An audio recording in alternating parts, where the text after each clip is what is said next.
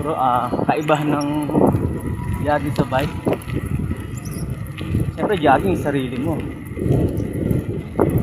Base ko sa jogging, sa akin lang mas mahirap ang pagja-jogging kaysa sa bike.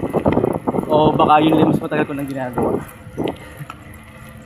Sa bike kasi parang padya ka lang eh. Pero ano lang opinion lang naman guys. Pero sa jogging kasi sarili mong ano dun eh. Although mas makokontrol mo siya. Ako? Hirap palang explain.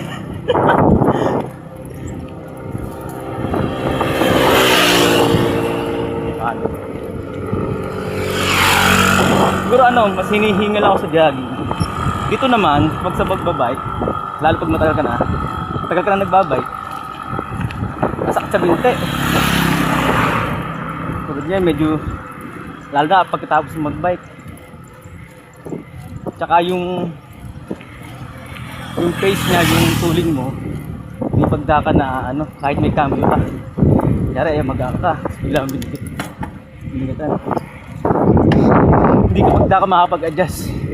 Unlike sa jogging, pwede ka mag-umpisa sa mabagal,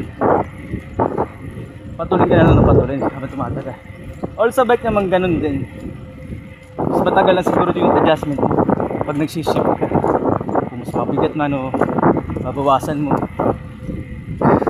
yun nakita kong kaiba. Tsaka ang running, mas pumping siya sa heart. Puso compare sa bike. Pero it's up to you kasi kung anong choice mo. Pwede mo subukan parehas para malaman mo kung saan ka mas komportable o kung ano yung mas gusto mo, riding bike o running, jogging, ganyan.